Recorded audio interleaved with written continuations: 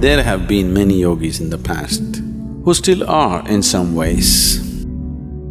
Such people are known as Nirmanakayas, who recreate their own body. Maybe this is 100 years later. So once you have dropped your physical body, now suddenly time is not an issue.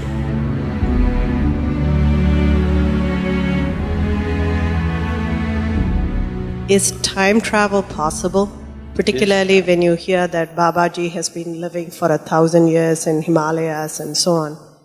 You hear about all these things, so I'm curious what you think about all that. It's become… Somebody said something about Babaji way back. Now everybody has started talking about him, they started making movies about him, everybody started seeing him everywhere. The reason why I always refrain from speaking of anything that is not yet in people's experience is because people have no hold or no control over their imagination. They will become very hallucinatory. 90% of the religion has become hallucinatory because people have no control over their imagination, isn't it? See, suppose I start talking about angels right now. You see all the white cloths and the blue cloth.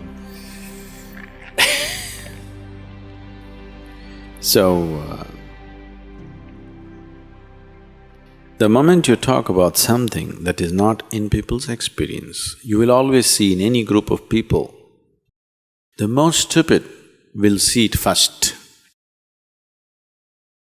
The intelligent will sit there and wonder what the hell is happening. But the most idiotic people will see the angels and gods and everything instantly. Yes or no? Yes or no? Is this the reality or no? Simply because they have no hold over their imagination, it just flies. Immediately they start seeing, they're not lying, they start seeing because they have no control over their imagination. So, I don't want to speak about Babaji as such because too much has happened in his name But is such a thing possible? There have been many yogis in the past who still are in some ways. They retain the subtlest part of their body intact and just let it be. Whenever they feel it's necessary, they are capable of recreating their old bodies. This is called as Nirmanakayas. Such people are known as Nirmanakayas who recreate their own body. Gautama, the Buddha, is supposed to be one of the Nirmanakayas. There are many others who recreate their own body as it was then, a youthful body as they liked it. Maybe this is 100 years later, 1,000 years later, whatever number of years, because number of years is not at all the issue. What you call as time is, for this body, one kind of time, for another body, another kind of time, isn't it? See, for your body, 10 years means this much, 20 years means that much, 30 years means this much, 70 years means that much, it's like this. Suppose you take a dog, your 1 year, maybe 15 years for him, in his experience, isn't it? If you take an insect, maybe your 1 day is 50 years for him because in 2 days he'll be gone. So the experience of time and the way life experiences time is very different. In the life of this planet, 100 years may be just a second, we don't know the calculation, but it is very small, isn't it? So this is not just from human perspective. It is not about comparing everything to our lifetime and coming to it. Even in the perspective of that creature's life, it is so. Maybe not the same way as we calculate, but it's different in its perspective. So once you cross the limitations of the actual physicality and the logical mind, time is not an issue. You will see, once you get into a certain state of experience within you, you sit there. If you sit there for 1 hour or 2 hours, it feels like a minute.